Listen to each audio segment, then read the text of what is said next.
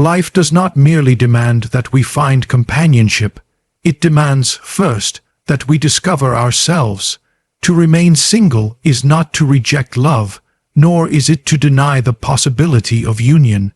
It is to recognize that the most profound union one can ever experience is the union with the self. The modern world constantly whispers that fulfillment lies outside of us, that we must attach ourselves to another in order to feel whole. Yet, the psyche has its own law. It seeks wholeness not through external completion, but through inner integration. When one is single, one is free from the projection of their unconscious onto another. You are not tempted to see your ideal in the face of another human being. Rather, you are forced to confront the archetypes within yourself. The longing you feel, the desire for connection, the emptiness. All these are not enemies but guides. They reveal the contours of your soul, the vast inner landscapes you have yet to explore. Staying single gives space for individuation, that most essential of life's processes. To individuate is to become who you truly are, not who society demands you to be, not who a partner reflects back to you, but who you are in the silent depths of your own consciousness. It is in solitude that you can listen to the voice of the unconscious, subtle yet powerful, that whispers truths drowned out by constant noise and distraction. Many fear solitude because it feels like emptiness. But what is this emptiness except the fertile soil from which life's deepest meaning can emerge? In silence and solitude, the shadow reveals itself. All that you reject, all that you repress, begins to speak. You may see your weaknesses, your vulnerabilities, your hidden desires. To stay single is to offer yourself the sacred opportunity to integrate these rejected aspects, to become whole within yourself before seeking union with another. To depend upon another for meaning is to hand over the keys of your inner kingdom, but to stand alone with courage is to take responsibility for your own soul. Love is not absent in singleness, it is transformed. It becomes love of life, love of creation, love of one's path.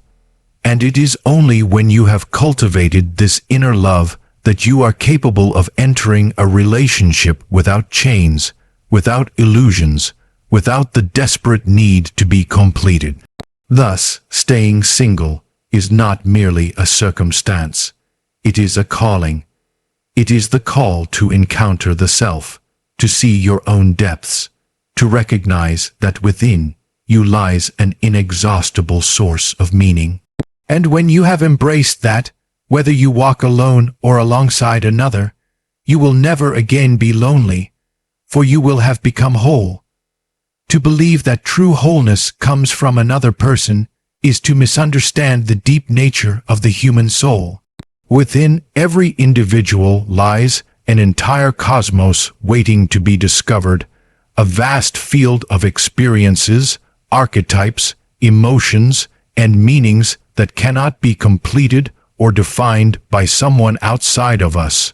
The first and most essential truth is that fulfillment is an inner journey, not an outer conquest.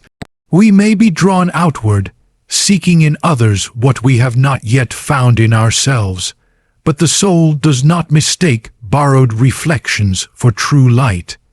It demands that we turn inward, that we walk through the landscapes of solitude and silence until we can feel the pulse of our own inner being.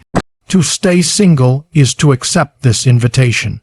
It is to recognize that the deepest form of companionship is the relationship one cultivates with oneself, and that no external bond can provide the sense of wholeness that arises from integrating the conscious and the unconscious, the light and the shadow, the persona and the true self.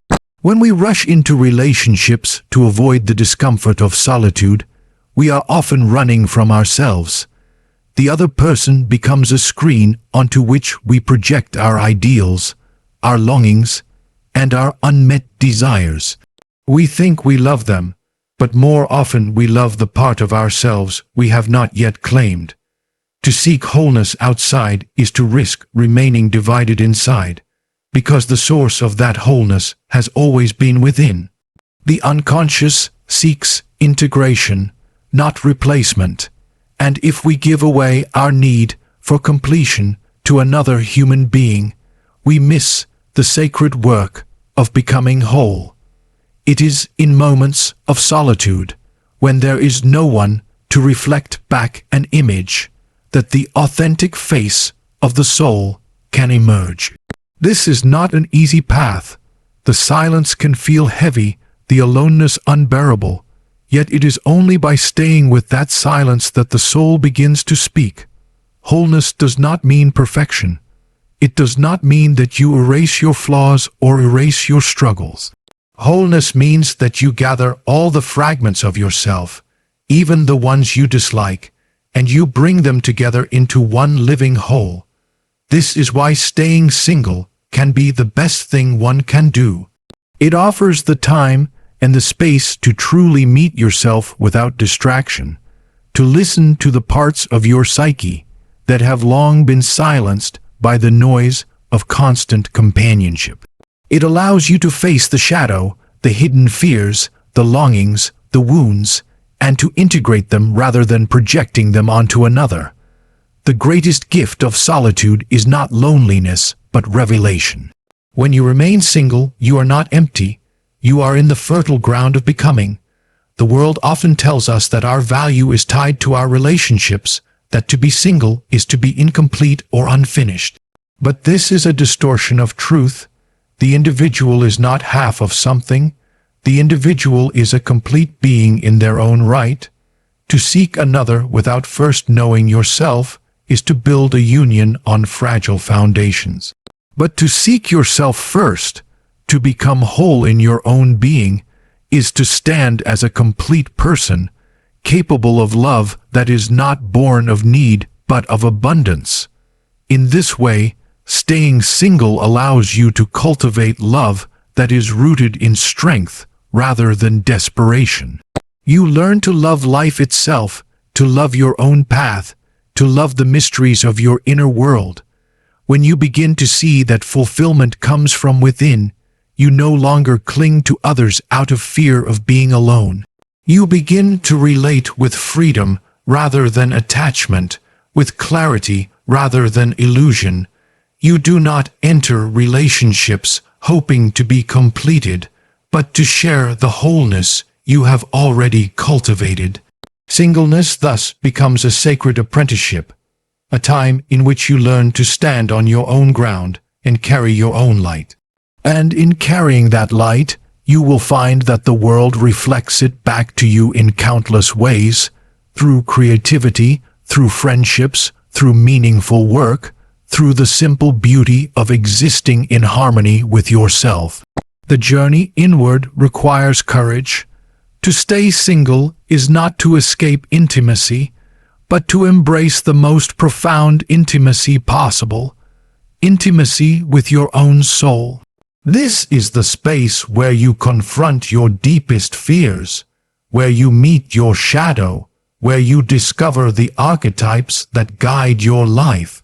Here, in the solitude of singleness, you are invited to dialogue with your dreams, to listen to the symbols that arise from your unconscious, to weave together the fragments of your psyche into a more complete form. This is not selfishness, it is self-realization. It is the path toward becoming an individual, toward discovering who you are beyond the masks you wear in society. Wholeness is not given to you by another human being. It is not found in romance, nor in recognition, nor in external validation. Wholeness is born when you discover the inexhaustible well of meaning within you. It is born when you stop running from yourself and begin to walk alongside yourself as both student and teacher. It is born when you allow your loneliness to transform into solitude, when you stop fearing silence and begin to listen to its wisdom. To remain single is to give yourself the sacred space for this transformation. And once you have discovered that true wholeness comes from within, you are free, free to love, free to create, free to walk your path with a sense of completeness that no external circumstance can take away. So when one chooses to stay single, they are not choosing absence but presence, not incompleteness but the deepest form of completeness. They are choosing to recognize that the soul does not need another to be whole, but that in its very essence, it already carries the fullness of life. And in realizing this, life itself becomes the greatest companion. To understand the gift of singleness is to recognize the profound opportunity it creates for individuation, the process by which a human being becomes their truest and most complete self. Individuation is not simply self-improvement, nor is it about achieving goals or constructing a perfect image of oneself. It is the deep psychological journey of uniting the conscious mind with the unconscious, bringing together the scattered pieces of the personality into a harmonious whole.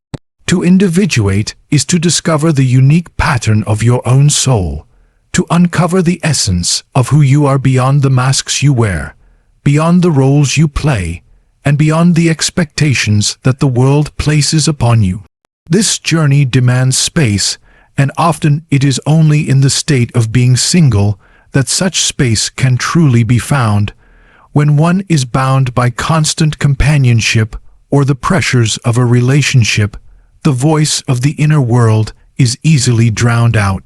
The needs, projections, and expectations of another person can subtly influence the direction of one's life, steering it away from the inner path toward the outer demands. But in singleness, there is a silence that allows the self to speak.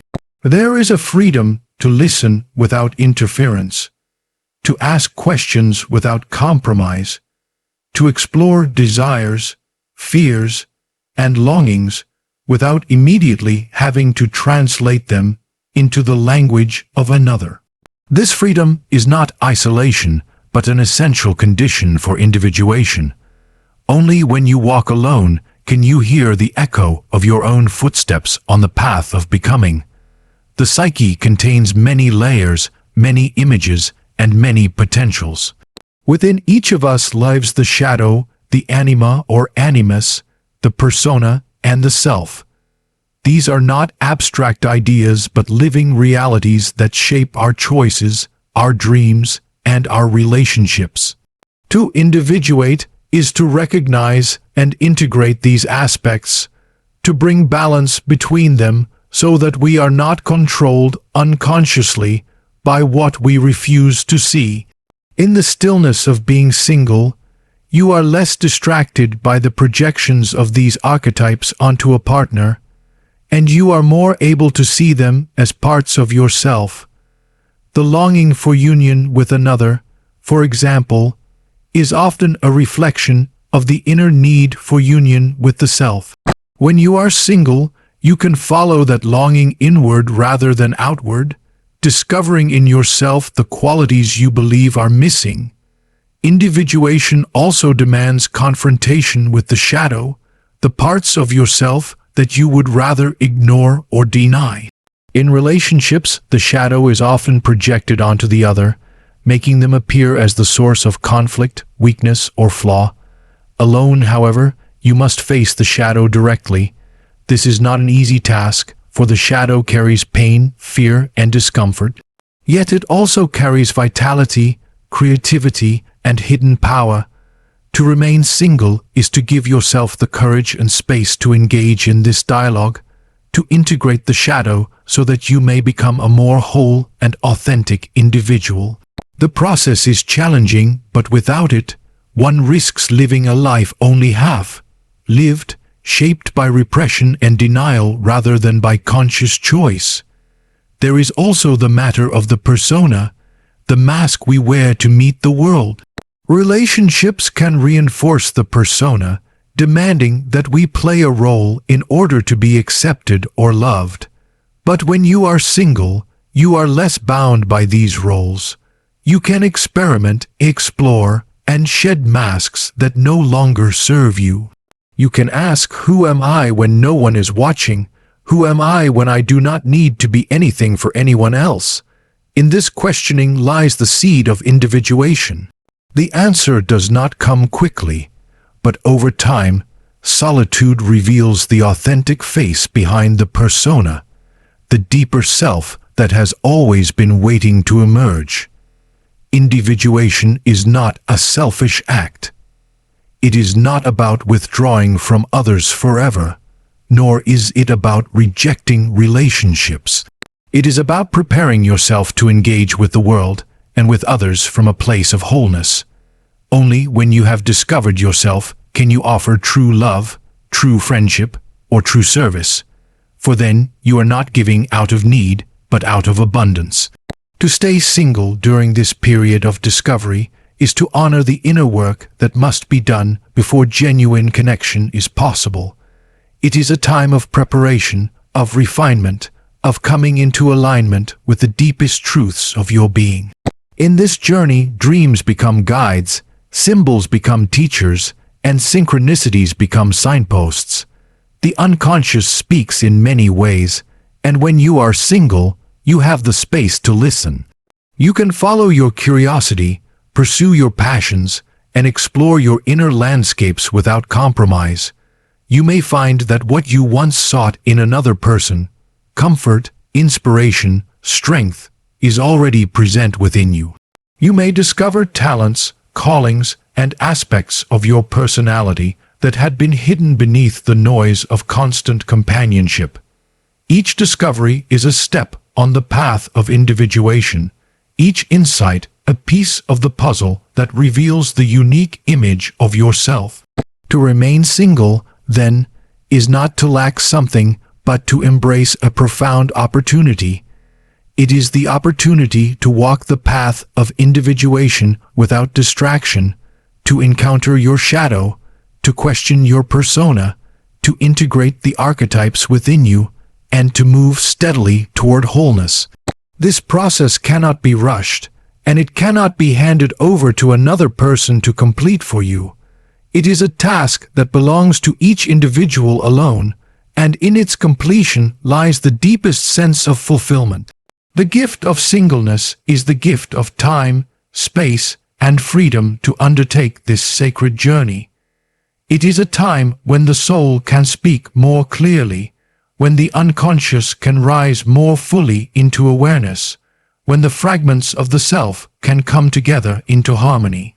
To remain single is to give yourself the chance to become who you were always meant to be, to individuate, to step into the fullness of your being. And when you have walked this path, whether you remain alone or choose to unite with another, you will do so not from emptiness but from wholeness, not from need but from the abundance of a life fully realized.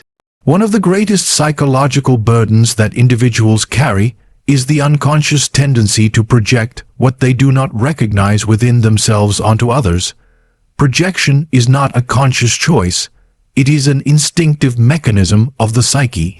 We take what is hidden in the unconscious, desires, fears, ideals, or wounds, and we see them reflected in the people around us. This is especially true in romantic relationships, where a partner often becomes the screen onto which we cast our inner contents. When you believe you have fallen in love with someone's qualities, it is often that you have fallen in love with the reflection of your own inner potential that you have not yet integrated. In the same way, when you resent or criticize another, it is often the shadow within you that you have not yet faced. To live constantly in this cycle of projection is to live blind to your own depths. But when you are single, you are given a rare opportunity to step outside of this pattern. You are freed from the constant temptation to project onto a partner, and in this freedom, you can begin to see yourself more clearly. Being single is not merely the absence of relationship. It is the presence of a space where self-knowledge can unfold without the distortions of projection. Relationships, though meaningful, can easily become mirrors in which we mistake our reflection for reality. We may idealize another person, attributing to them qualities of wisdom, beauty, or strength that in truth are seeds within ourselves waiting to grow. We may also demonize them, blaming them for flaws or failures that we secretly carry but cannot accept. In this way, we fail to see the other as they truly are, and we fail to see ourselves as we truly are. Singleness interrupts this cycle. Without a partner onto whom we constantly project, we must confront our own qualities directly. If we long for tenderness, we must ask how we can cultivate it within ourselves. If we feel an emptiness, we must investigate what it is that we have not yet discovered in our inner world. This process can be uncomfortable, for projection often serves as a defense mechanism against self-awareness. It is easier to see our inner struggles reflected in someone else than to acknowledge them in ourselves. Yet the discomfort of self-recognition is the very soil in which growth takes root. To remain single is to accept this challenge, to choose the clarity of self-knowledge over the illusions of projection. It is a courageous decision to withdraw projections and reclaim them as aspects of one's own psyche. In doing so, we begin to see the archetypes within us more clearly. The ideal partner we imagine is often a projection of our inner anima or animus, the inner image of the opposite that the psyche carries. By being single, we can engage directly with these inner figures rather than seeking them outside. This is not loneliness, but a deep dialogue with the unconscious, a conversation that leads to integration and wholeness. The danger of projection in relationships is that it binds us to illusions. We may cling to someone not for who they are, but for what they represent within us.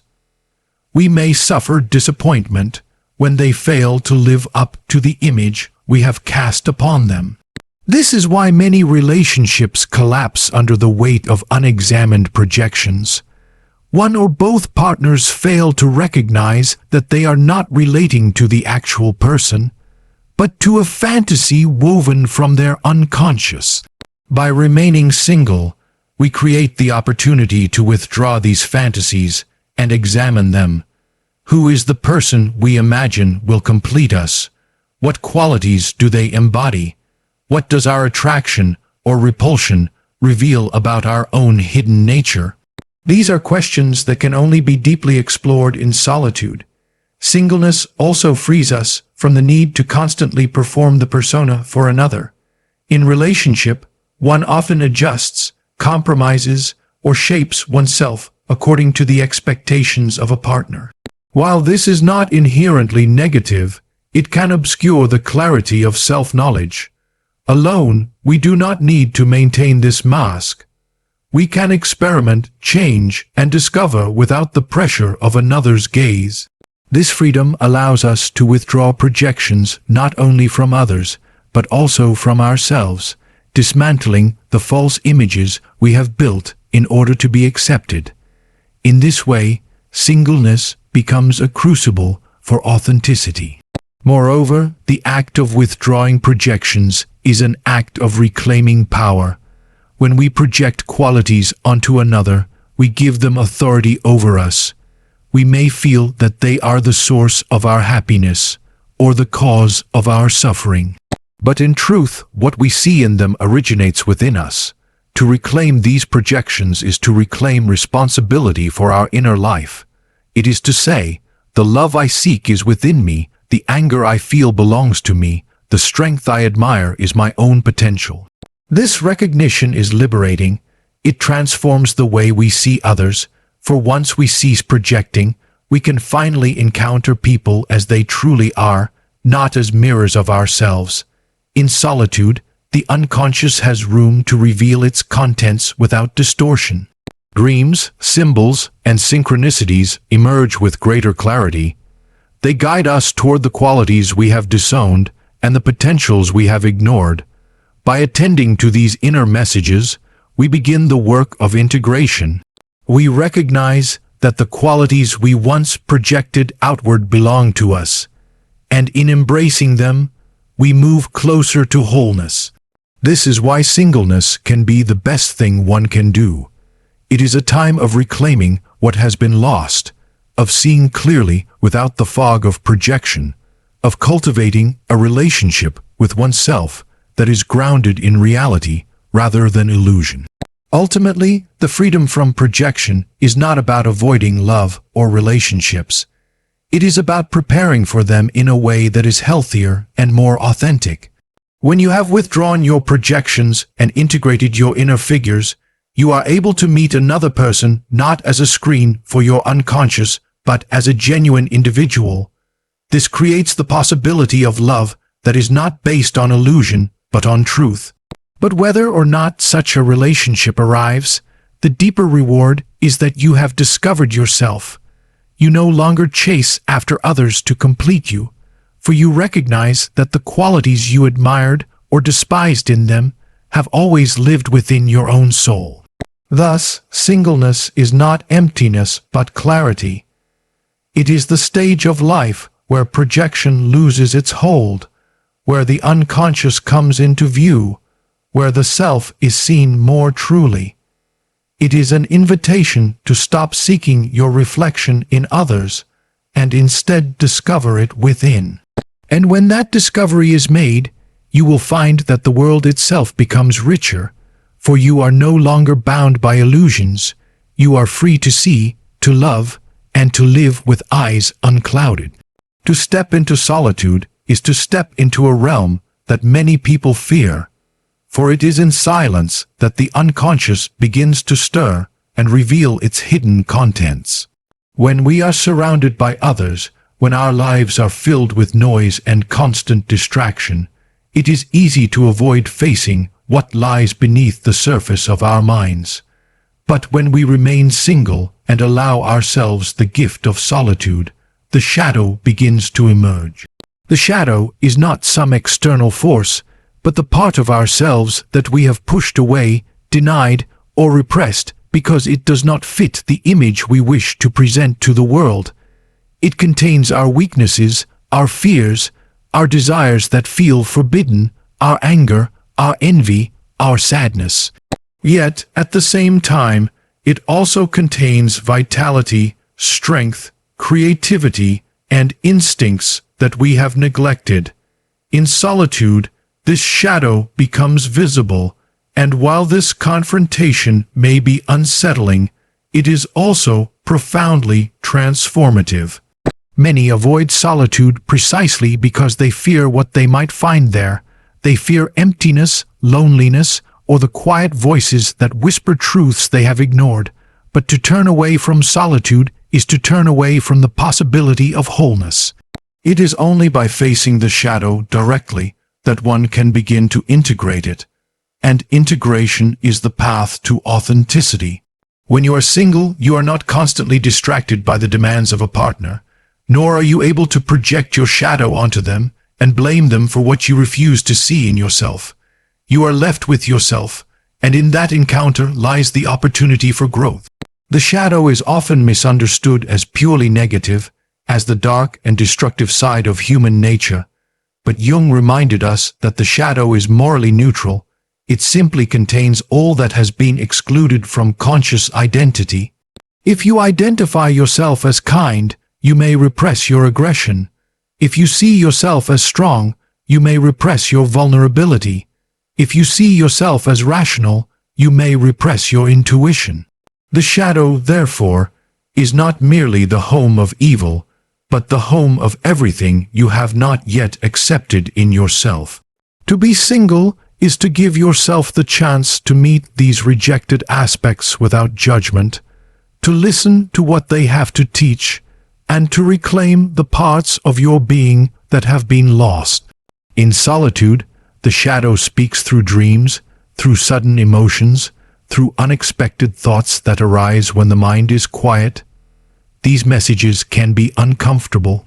You may feel anger that you did not know you carried, or sadness that you have long avoided, or impulses that do not align with your conscious values. Yet each of these revelations is a doorway into greater self-understanding. To remain single during this process is not to cut yourself off from love, but to allow yourself the deeper love of self-integration. The more you face and integrate the shadow, the less power it has to control you unconsciously. Instead of being ruled by hidden drives, you begin to act with greater awareness and authenticity. Relationships often provide a stage for shadow projection. What you dislike in your partner may be what you have disowned in yourself. What irritates or frustrates you may be a reflection of your own hidden traits. When single, you are deprived of this stage, and while that can feel lonely, it is also liberating. Without the easy outlet of projection, you must look within. If you feel jealousy, you ask where it originates in you. If you feel anger, you trace its roots in your own psyche. This is the essence of shadow work, turning inward, taking responsibility for your inner world, and transforming what was once hidden into something conscious and useful. The integration of the shadow brings gifts that cannot be found in avoidance. Many of the qualities that make life rich and creative live in the shadow because they were not acceptable to your early environment. Perhaps your passion, your assertiveness, your sensitivity, or your imagination was repressed because it did not fit the mold of what others expected. To reclaim these qualities is to reclaim life itself. By facing the shadow in solitude, you open the door to creativity, authenticity, and vitality. You discover that the parts of yourself you once feared can become the very source of your strength. To embrace solitude as a time of shadow work requires courage. It is not an easy path, for it demands honesty and a willingness to see yourself as you truly are, without the comforting illusions provided by others. But this path is also deeply rewarding. Each time you face the shadow, you take a step toward wholeness. You become less fragmented, less divided, and more in harmony with the totality of your being.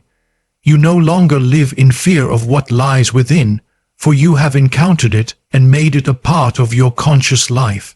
Singleness, therefore, is not a barren state, but a fertile ground.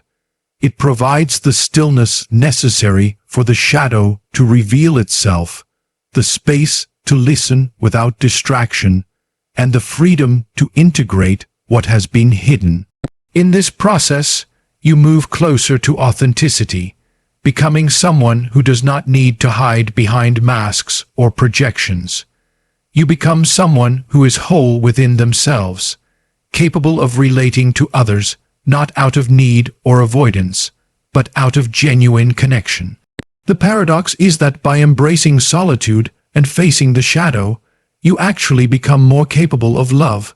For love that is unconscious is often entangled with projection, illusion, and hidden conflict. Love that arises from a whole self, however, is free, clear, and transformative. Whether or not you choose to remain single forever, the work done in solitude ensures that any future relationship will be entered into with greater awareness and depth. Thus, to stay single is to grant yourself the gift of meeting your shadow and integrating its lessons. It is to walk into the silence and discover that silence is not empty, but full of voices long ignored. It is to realize that what you fear in solitude is not the absence of others, but the presence of yourself, in all your complexity and depth. And it is in meeting that presence, in facing the shadow, that you find the path to wholeness, authenticity, and true freedom. To depend on others for meaning is to surrender the very power that resides within your own soul. When a person believes that their fulfillment, happiness, or sense of worth comes from another, they give away the keys to their inner kingdom. This dependency creates chains that bind the spirit and prevent it from standing fully in its own strength. Yet when one chooses to remain single, a different kind of life opens up, one in which independence is not loneliness, but a form of inner sovereignty. This independence is not rebellion against love or companionship, but a recognition that the deepest foundation of human strength arises from within. To walk the path of singleness is to learn the art of self-reliance, to discover the resources of the psyche, and to cultivate the ability to love without attachment, without desperation, without illusion. The human being is born into a world of dependency. As children, we rely on parents, on caretakers, on teachers to provide safety and guidance. This dependency is natural in its time, but if carried into adulthood, it becomes a hindrance to growth. Many adults unconsciously seek in a partner the parent they never had, the protector they longed for, or the nurturer they missed. They place their happiness in the hands of another, hoping that external love will fill the gaps in their soul. But such dependence creates fragility because when the other falters, as all humans inevitably do, the dependent one collapses. Independence, by contrast, creates resilience. When you remain single and learn to rely on yourself, you discover that the source of love, strength, and guidance has always been within. This independence is not cold detachment, nor is it a denial of human connection. Rather, it is a recognition that authentic love cannot arise from need.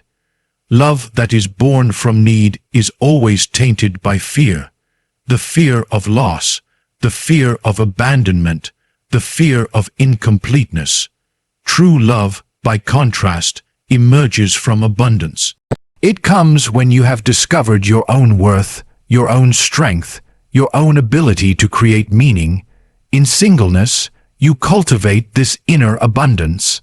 You learn to stand firmly on your own ground, to face challenges without leaning on another for rescue, to nurture yourself with compassion and care. And in doing so, you become free to love without chains. Independence also brings clarity. When you are no longer bound by the fear of being alone, you can see yourself and others more clearly. You do not cling to relationships out of desperation, nor do you settle for illusions because you cannot bear solitude. Instead, you approach connection from a place of choice rather than need. This clarity transforms the very nature of love. It becomes a union of two complete beings rather than a desperate merging of halves. And even if such a union never comes, the independent soul is not diminished, for it has already found fulfillment within itself. In the language of the psyche, independence is the foundation of individuation.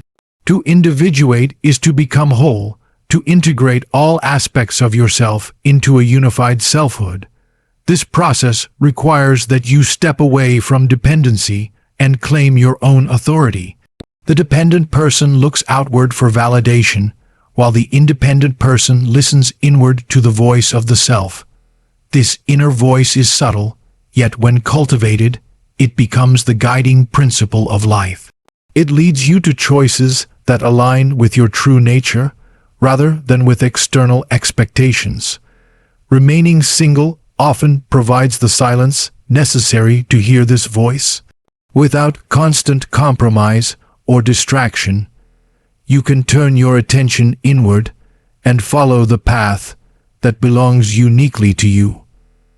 Independence also strengthens the relationship between the conscious and the unconscious. In solitude, you learn to rely on your own dreams, intuitions, and inner guidance. You begin to see that meaning is not handed to you by society or by a partner, but is discovered in the depths of your own being. This discovery brings a profound sense of empowerment. You realize that you are not at the mercy of external circumstances, but that within you lies the capacity to create, to endure, and to grow. This realization is one of the greatest gifts of singleness, the discovery that your inner resources are vast and inexhaustible. There is also a spiritual dimension to this independence. When you no longer cling to others for your sense of worth, you become open to experiencing a deeper relationship with life itself. You may feel a connection to nature, to creativity, to the archetypal forces that move within the collective unconscious. You may begin to sense synchronicities that guide your path, or feel a deeper alignment with your inner purpose. All of this becomes possible when you have freed yourself from dependency and learned to stand alone. In this way, independence is not merely a psychological state, but a spiritual awakening, a recognition that you are connected to the greater whole of existence even as you walk your individual path. Some might argue that independence leads to isolation, but this is a misunderstanding. True independence is not isolation but freedom. It does not mean closing your heart, but opening it in a new way. When you are no longer bound by dependency, you can choose relationships out of genuine connection rather than fear. You can love without clinging, give without losing yourself, and receive without feeling diminished. This is the paradox of independence. By standing firmly in yourself, you become more capable of authentic intimacy. Remaining single, thus, becomes a sacred training ground for independence. It teaches you to face loneliness and transform it into solitude, to meet challenges with your own strength, to discover within yourself the love and meaning you once sought outside. This does not mean you will never share your life with another, but if you do, it will be from a place of strength rather than weakness. You will not need them to complete you because you are already whole. You will not fear their absence because your foundation is within. The journey to independence is not always easy. It requires facing fears, dismantling illusions, and letting go of the comfort of dependency. But the reward is profound. You gain a sense of freedom that no external circumstance can take away, a strength that endures even in difficulty, a love that arises from the very core of your being. To stay single is to give yourself the chance to cultivate this independence fully, to become a sovereign soul capable of walking the path of life with dignity, strength, and authenticity. And in this independence, you find not only power, but also peace. You no longer chase after completion, for you have discovered it within. You no longer fear solitude, for it has become a friend. And you no longer depend on another for your sense of meaning, for you have learned that meaning is born in the depths of your own soul. This is the gift of singleness, the discovery of independence that brings true inner power and the freedom to love without chains. To view singleness as a misfortune is to misunderstand its deeper meaning. It is not simply an absence of companionship, nor is it a failure to fulfill a social expectation. To remain single can, in fact, be understood as a sacred calling, a profound opportunity to discover the self in its fullness. The psyche does not move without purpose. It draws each person into the circumstances most suited to their inner development, even when those circumstances do not align with outer ideals. Singleness, therefore, is not a punishment but a path, a way of encountering life at its deepest level and discovering within it the inexhaustible well of love, meaning, and wholeness. When one is single, the soul is freed from the constant negotiation of self and other. This freedom is not merely practical, it is psychological and spiritual. Without the need to compromise your path for the sake of another's desires, you are granted the rare chance to listen deeply to your own calling. You can follow your dreams without hesitation, explore your creativity without limit, and dedicate your energy to self, discovery without distraction. This is not selfishness but fidelity to the self, the inner core of your being that longs to unfold according to its own pattern. To answer this call is to live authentically, to honor the life that is uniquely yours. The sacred calling of singleness is also the calling to cultivate inner love. Many believe that love must come from outside, that only through union with another can one feel complete. But this is an illusion born of projection. The love we long for is already within us, waiting to be uncovered and nurtured. Singleness provides the space to turn inward and discover this source. In solitude, you learn to comfort yourself, to care for your body, to nurture your spirit, to become your own companion. In doing so, you transform loneliness into solitude, emptiness into fullness. You realize that you are never truly alone, for within you lives the self, an inexhaustible source of wisdom and love. This inner love is not narcissism. It is not the inflation of the ego, but the recognition of the self as both personal and universal. To love yourself in this way is to participate in a love that extends outward into the world. When you cultivate compassion for your own struggles, you become more compassionate toward others. When you accept your own imperfections, you become less judgmental of others. When you recognize your own worth, you no longer seek to possess or control others to prove it. In this way, singleness teaches you the true nature of love. It begins within, and from there it flows outward naturally, abundantly, without need or fear. To see singleness as a calling is also to recognize its role in the process of individuation. Individuation demands space, silence, and solitude, for it is in these conditions that the unconscious can rise into awareness. Dreams speak more clearly when life is quiet. Symbols emerge more vividly when attention is not consumed by constant relationship. In singleness, you are invited into this inner dialogue. You are asked to confront your shadow, to integrate your inner figures, to discover the archetypal patterns that shape your destiny. This is sacred work, the work of becoming whole. Without it, one remains fragmented, caught in illusions and projections. With it, one becomes authentic, grounded, and free.